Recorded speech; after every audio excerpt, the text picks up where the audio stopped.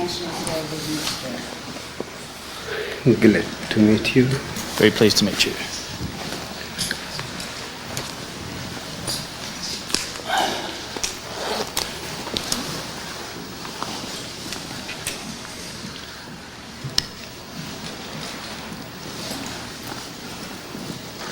Just let us know when you're right now.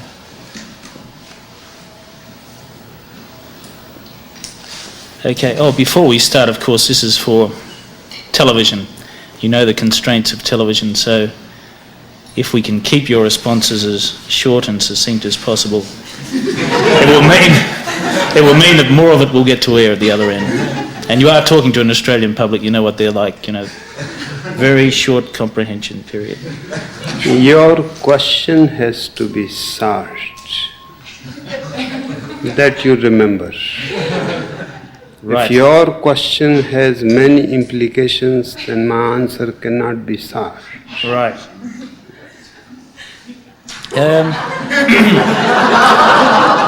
I'll keep it as short as possible. Would you say you're an enlightened man? I am. If you are an enlightened man, how could it be that for so long Sheila and her gang were able to carry on their business here? Enlightenment has nothing to do with it. There is no contradiction. To be enlightened simply means I know myself.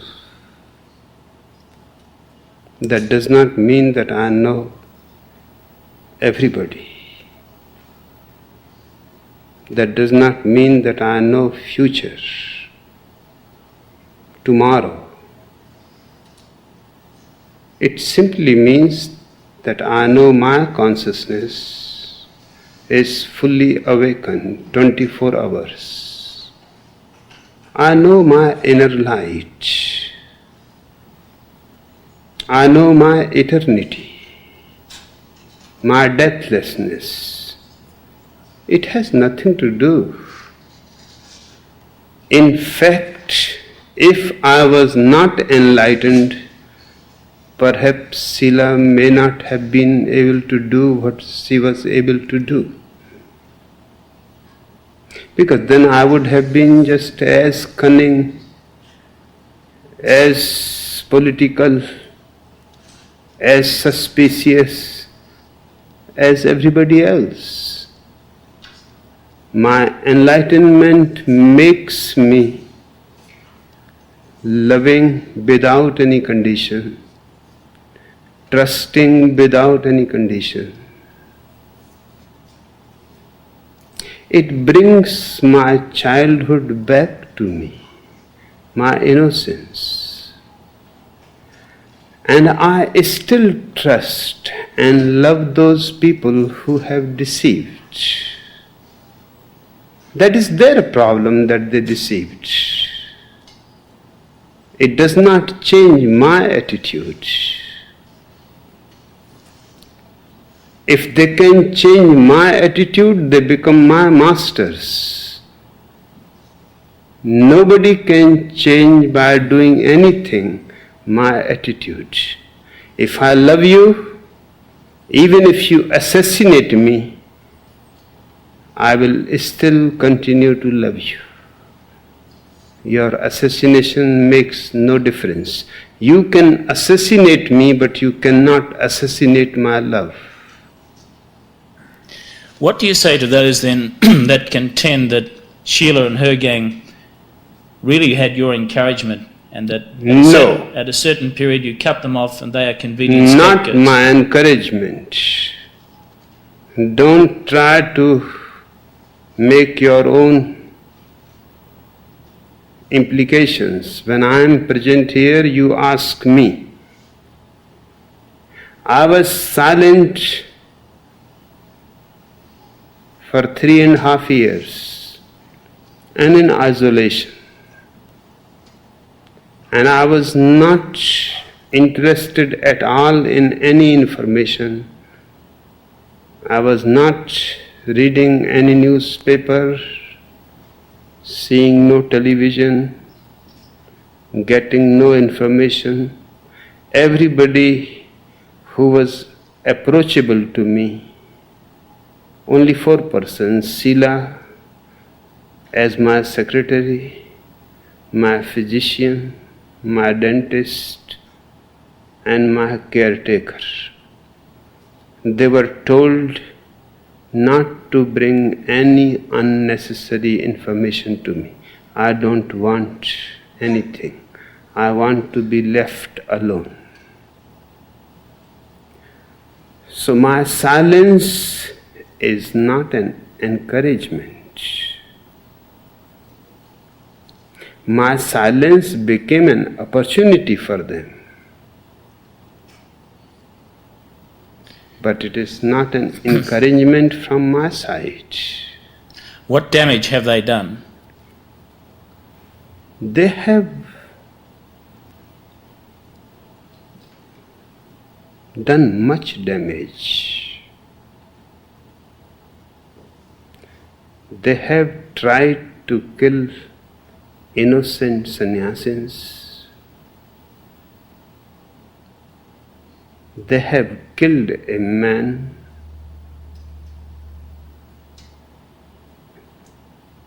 a street person that they had brought here. They have burnt the county planning office. They have entered into government offices in the night and stolen papers, files. They have even tried to poison me.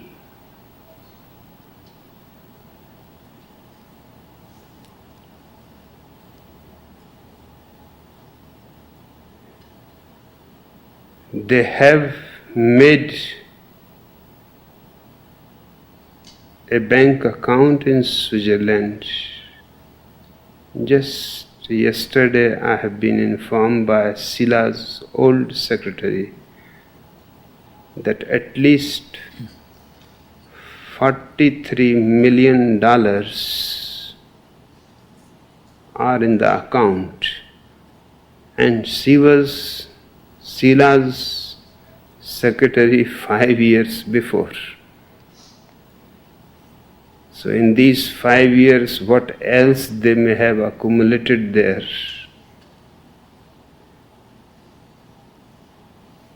What damage have they done to the cause itself? After all, you have negative publicity in places like Australia for the Rajneeshis, primarily because of what Sheila was saying in Australia. What damage have they done through their business here to the Rajneeshi cause? No, that does not affect me at all. Negative publicity I can change into positive publicity any moment. Just like that. That is not a problem. But it hasn't happened just like that yet. It is happening. Just like that. I don't see it happening just like that now. I see. And you don't have eyes to see, you have only a journalist's blindness. And I don't have a good opinion of journalists, remember. Journalists, sorry, I missed the... I don't have any good opinion of the journalists, remember. They are just people who could not succeed in politics and now is standing by the side of the road and throwing a stone on everybody who is succeeding. So that does not matter at all. I don't care a bit what the journalists say. But do you care what people say? I don't care. What I care is what happens to my people. Saying makes no difference. What difference does it make to Christians? People were not saying very positive things about Jesus. Otherwise, he would not have been crucified. Not a single hand was raised for him. Everybody was against him. But what harm that has done to Christianity? In fact, those hands which were raised against Jesus have created Christianity.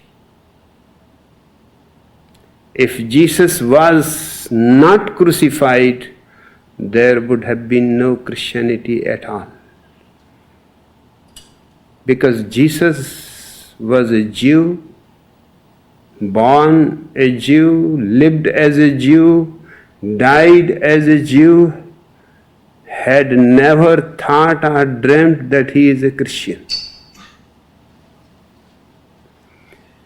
So negative publicity, what people say, does not matter. What matters is what is happening to my people. They have done damage to my people. And to do damage to people who are so loving, so trusting, so innocently ready to do things is simply unbelievable. What would you like to see happen to Sheila and her so-called gang?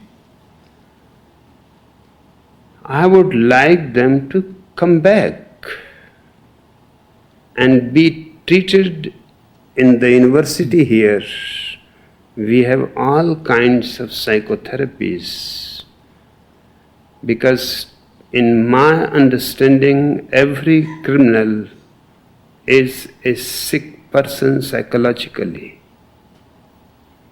I don't believe in punishment. Punishment is barbarous.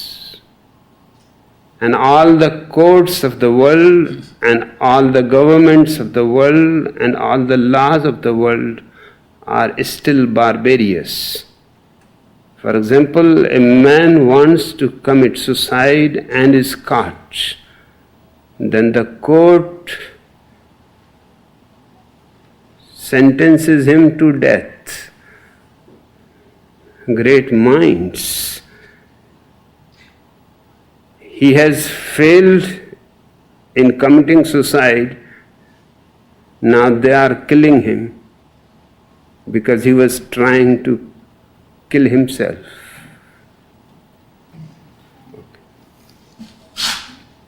We're just running out of tape.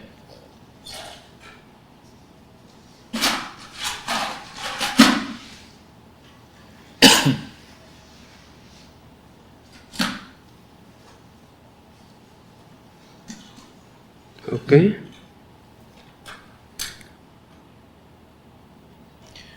What changes can we expect to see now that Sheila and her gang have gone? Every wrong that they were doing has also gone with them. But let me first finish my question. These tapes change at wrong times. It's not another journalist trick, let me tell you. No, it is not journalist trick, but they are part of the journalism. It is our baggage. Yeah. I was saying that the very idea of punishment has failed, yet it goes on continuing. You have never converted any criminal by punishment change his heart or change his behavior. You have really made him a bigger criminal by sending him to the prison. Your prisons are universities for criminology. So your courts go on growing, your police force goes on growing, your legal experts go on growing,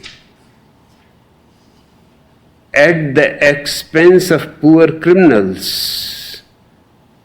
A great business is going on around the world, and the criminals don't diminish at all.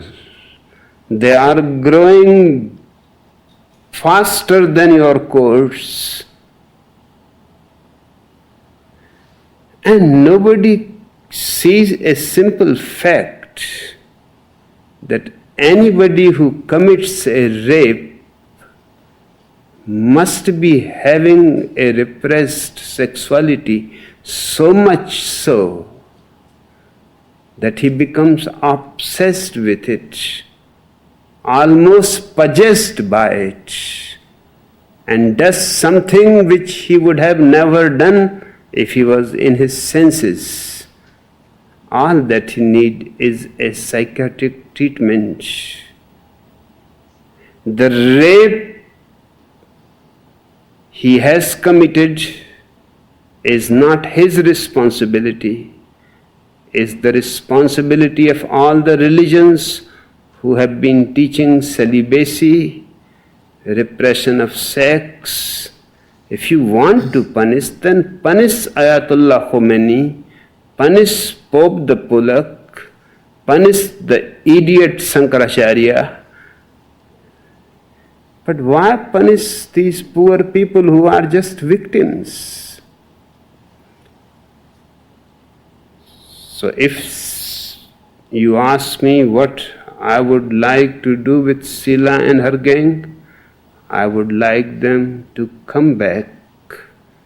They will be received with love and dignity. They need not hide in the black forest in Germany like criminals unnecessarily. They can be here back, and they can accept what they have done. Of course, the law will take its course,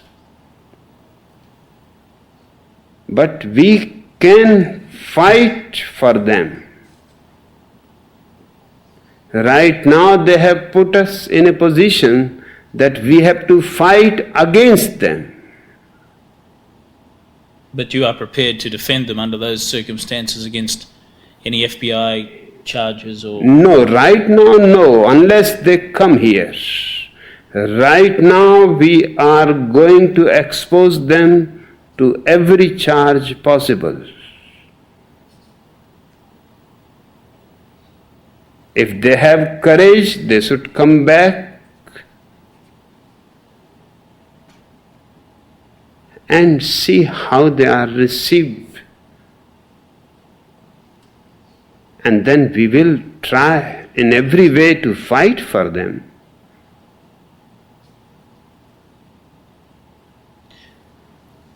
But right now, we are going to expose them totally and clean the whole commune of all criminality that they have somehow contaminated in the very air. Is it to be assumed that she in fact wanted to replace you? Is it to be assumed that she in fact wanted to replace you? Certainly, it seems so if she wanted to kill me.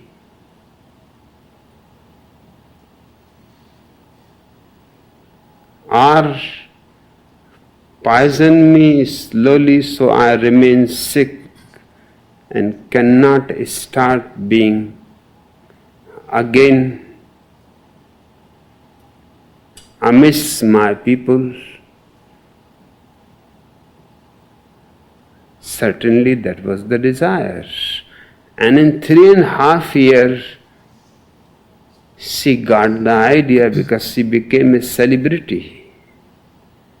And the moment I started speaking, her image disappeared from televisions, from magazines, from newspapers, from radios, and that was the real wound.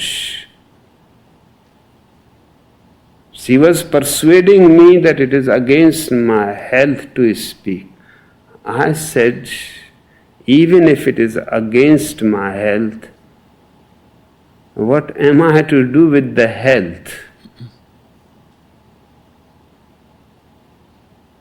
My health is to serve my people. If I cannot serve my people, then there is no point in living and being healthy. Just being healthy is no point. I would like, as long as I live, it may be shorter life than you think. It would have been possible to live longer if I was not speaking.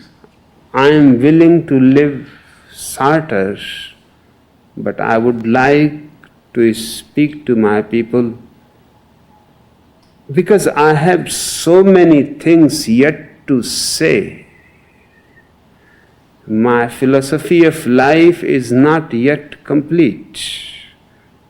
And before I leave the body, I want to complete it. So they have the total vision.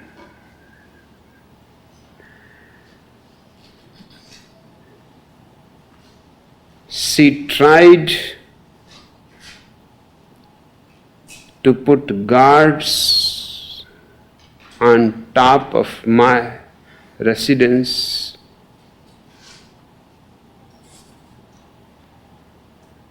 The excuse was that they are to protect me.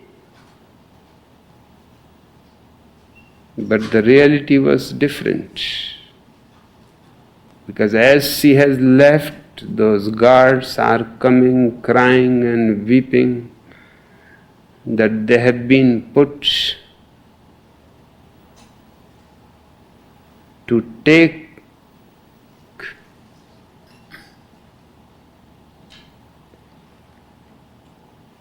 attention of everybody who comes to the house and the people who live in the house with me. Be alert of them. And just as I was coming here, somebody informed me that the guards were told not to have any contact with the people who live with me.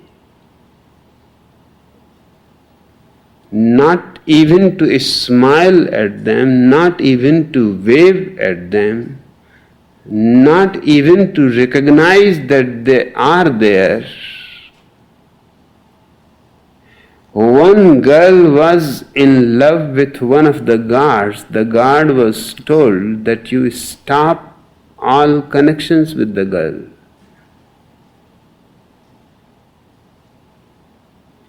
Because it is possible one day you may have to shoot all the people of this house.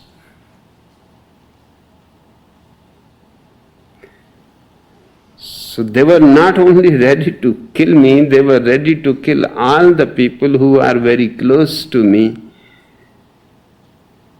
My seamstresses who make my dresses, my shoemaker,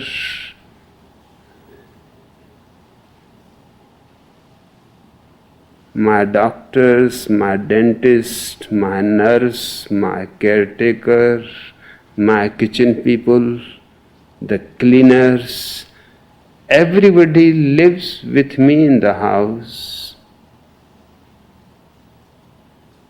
They all have to be suited. And then she insisted to have a lock on my room from the outside, and the key will be with her. But I said, what is the need of that?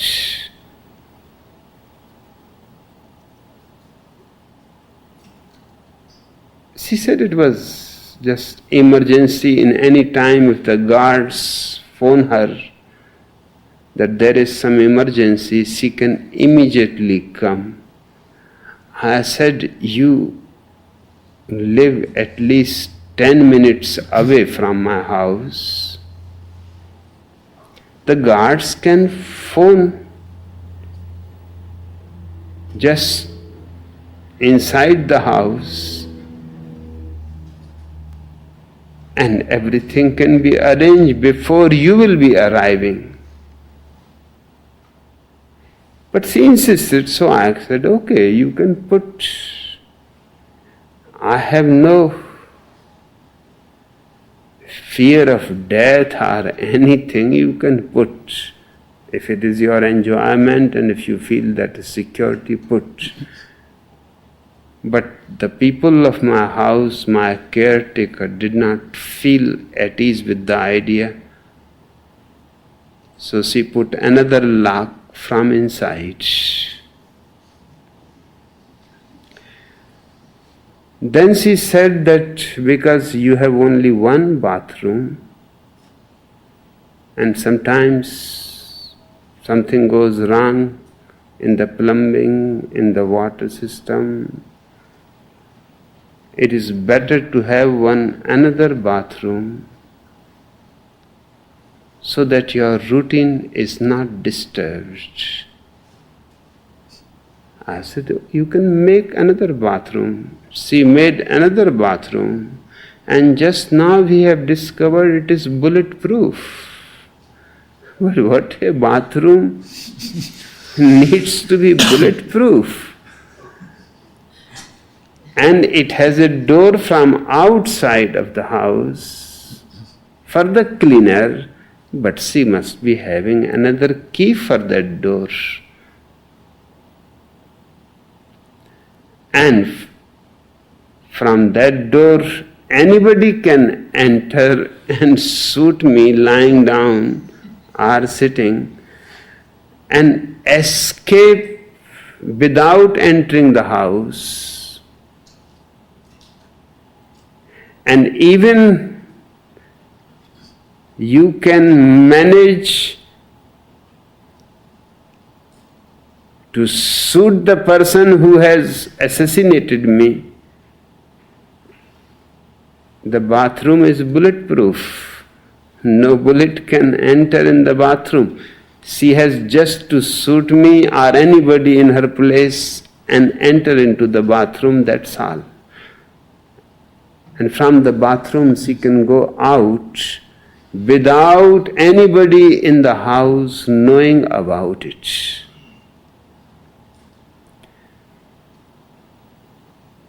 Her assistant was poisoning cows just to poison my milk. So most of the cows are sick, and the vet is simply surprised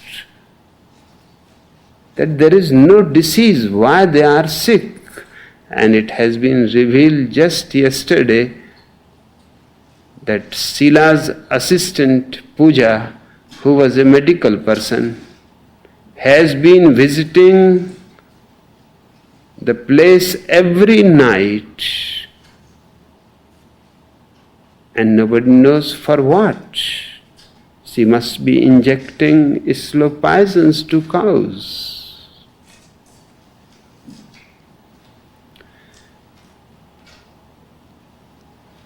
They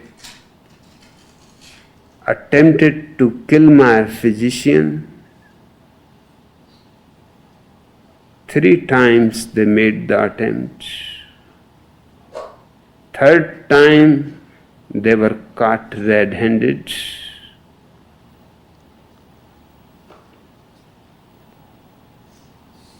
And when they saw that things are getting exposed and there is bound to be soon trouble, they simply escaped. And only we came to know about things, and many more things may be there.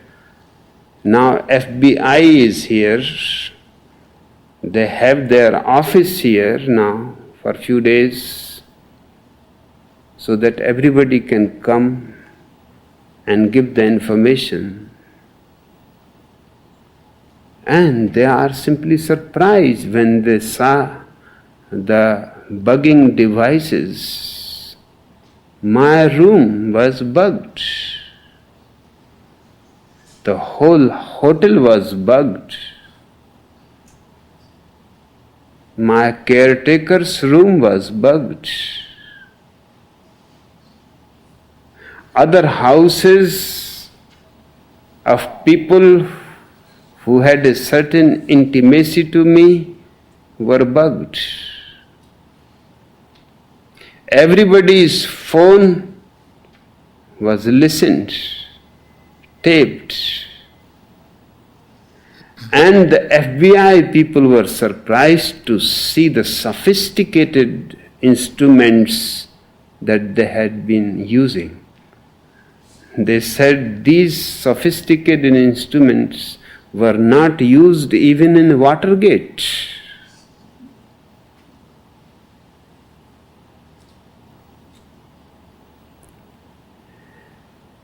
The FBI man yesterday said that for one bugging, the person has to go for 5 years jail. And looking at all the buggings, it seems anybody who has bugged needs to be at least 1,000 years jail.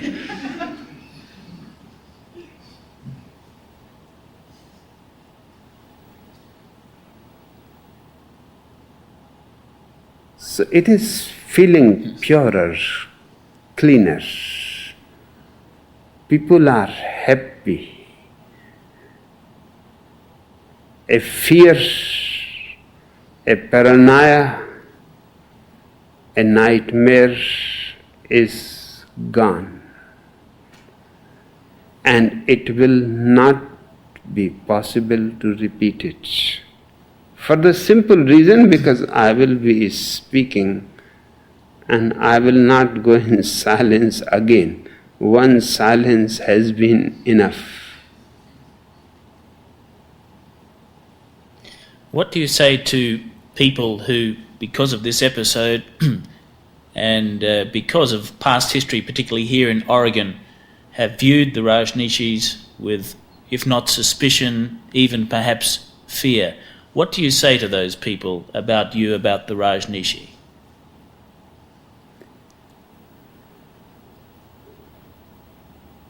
They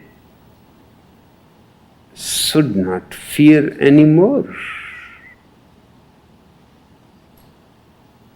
The people they were afraid are gone. And these people have never come in contact with the Oregonians. They are involved in building the commune, cultivating the food, the vegetables, making dams, roads. They have not come in even contact. Those were the people who were in contact, and those were the people who created hostility. In fact, that is a simple device of all fascist minds. If you want to remain in power, you have to create hostility in the minds of the neighbors.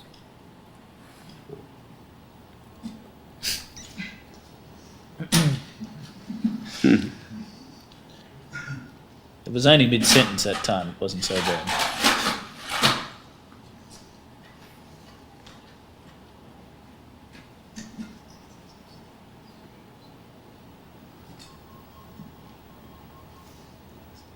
Okay.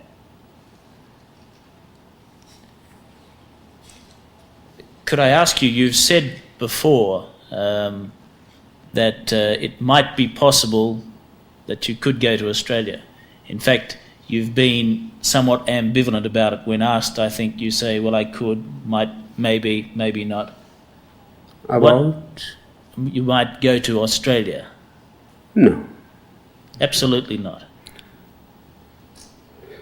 Unless I get my green card, I am not going to leave America. If I get my green card tomorrow, perhaps I may start thinking going around the world to visit my communes. I have 1 million sannyasins around the world, and I would like to visit them because they are all shaken. Whatever has happened here, they are in a confusion. But I cannot move out of America without green card. So it is up to American government. If they want me to go out, green card first. But you're quite happy to remain in Oregon, to make Oregon your home. Yes, I am perfectly happy because my health has improved. My basic problems, I cannot tolerate humidity. My breathing immediately becomes disturbed, and that disturbs my heart. So this cool and dry air is perfectly suitable to me.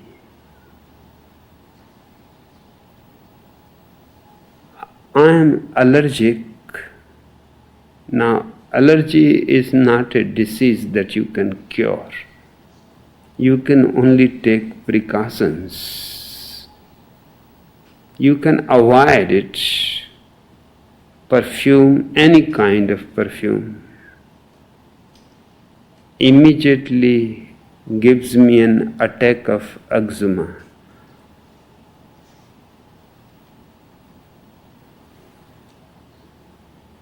So here, all of my people are aware and careful of me. They don't use perfume.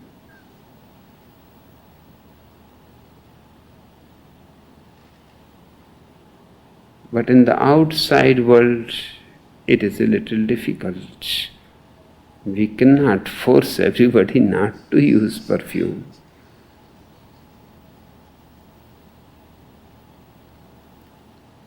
Dust,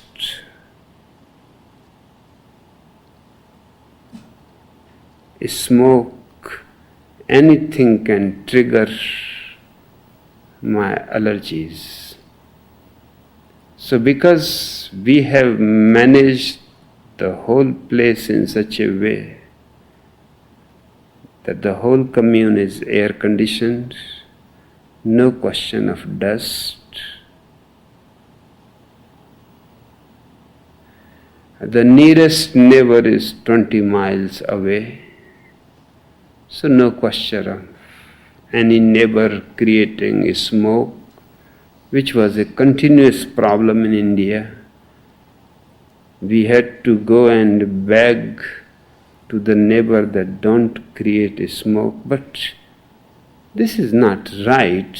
That is their thing. If they want to burn their rubbish or anything, we cannot prevent legally. We can ask them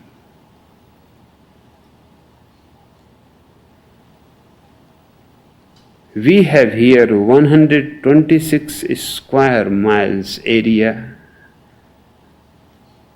completely free of neighbors. So no problem for my health. My health is perfectly good. In fact, I wonder why I was not born in Oregon. Because if nature gives me this kind of body which fits here, then it must have been a mistake that I was born in India. You may have been a restless spirit, perhaps. A restless spirit, perhaps. Perhaps. What is your ultimate? Do you have an ultimate dream for the Rajneeshi worldwide? If it is, what is it? No, there is no dream, but there is certainly a vision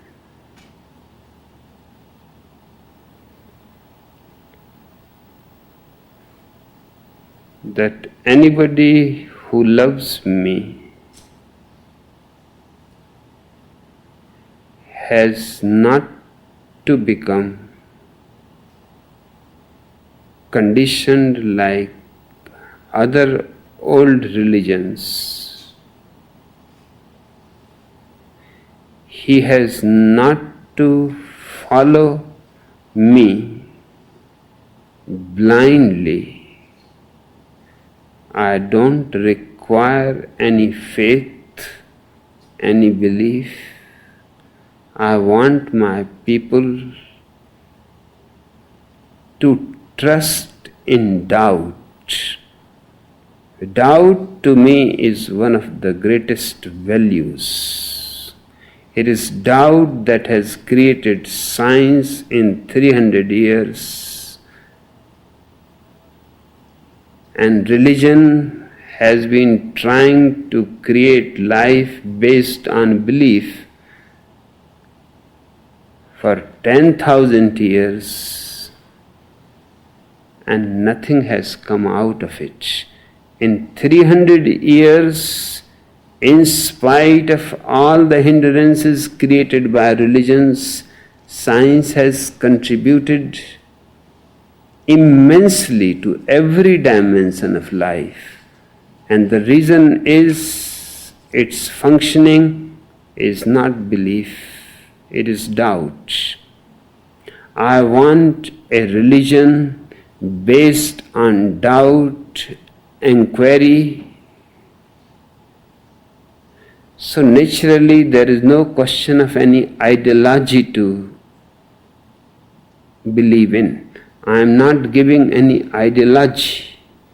I am simply trying to deprogram my people, that their minds are completely clean and they can start afresh questioning, inquiring. And this is the way how I have realized myself. So I know it works. So there is no problem if they really inquire and don't fall victims of borrowed knowledge. Soon they will discover their own source of wisdom, their own light. And that's what I call enlightenment. And I am not their prophet, savior, messiah. No. I am not their leader. I am simply their friend. And whatever I have, I want to share with them. Sharing is such a joy that they need not feel obliged. I feel obliged to them. So it is a totally different kind of milieu. Every individual remains individual, in fact becomes more individual, more integrated, more crystallized, drops all kinds of fears of hell and greed of heaven, and drops all kinds of lies, the ultimate lie, God. He drops everything and starts with absolute innocence, with the point that I do not know and I want to know. And the method that is to be used in this inquiry I call meditation. And meditation need not be based on any belief. Meditation simply means becoming silent, utterly silent and collected together, coming to a point where you are absolutely alone, not even a thought moving in your mind or a mood in your heart, as if all time has stopped. That is the greatest moment of experience, of explosion. And everybody's birthright is to come to that moment. So I am not creating a Christianity, a Hinduism, or a Mohammedanism. I am creating a group of rebels.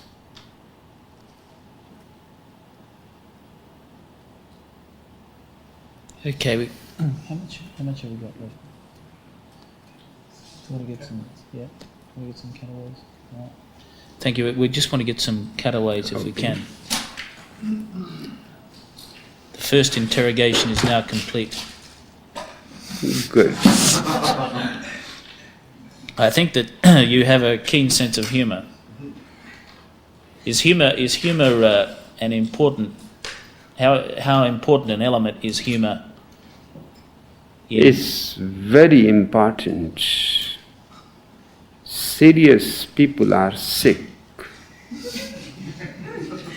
A sense of humor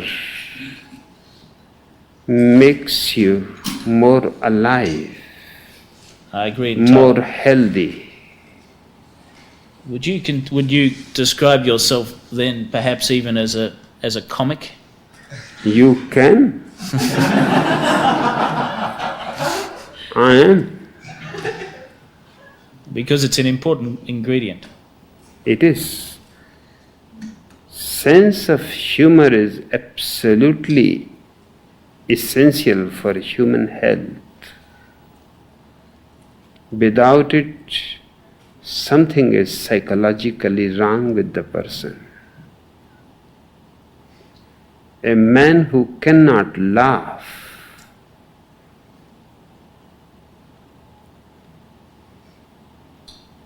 means something is dead in him. Life is so hilarious. All around it is fun. It is a carnival. So I call my people my circus. And certainly I want their life to be comedies, not tragedies. So I am a comic. I've heard you have little respect for people like the Pope, Mother Teresa, Mahatma Gandhi, and a host of others. Is there anyone that you can name that you look up to in this world? No. I just wanted to get it straight. I don't look up to anybody, and I don't want anybody else to look up to me. So it's one plane. It is just one horizontal existence, no vertical hierarchy. And you said that you have very little respect. That is wrong. I don't have any respect, not even very little. I have very great disrespect because these people are criminals.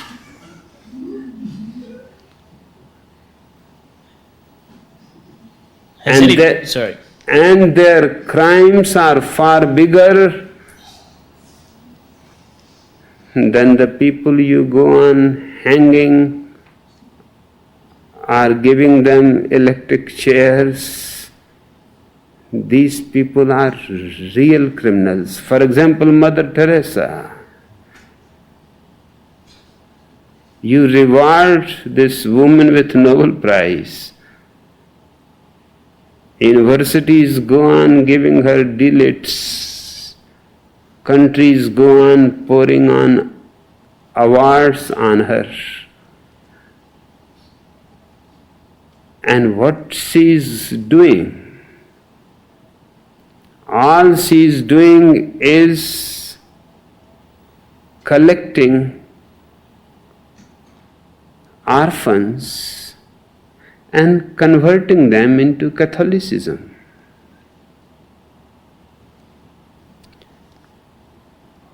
One of the men went to Mother Teresa's, one of the centers in Calcutta. The secretary asked, "What do you want?" He said, "I want to adopt one child." Seeing that he is a white man, must be a Christian.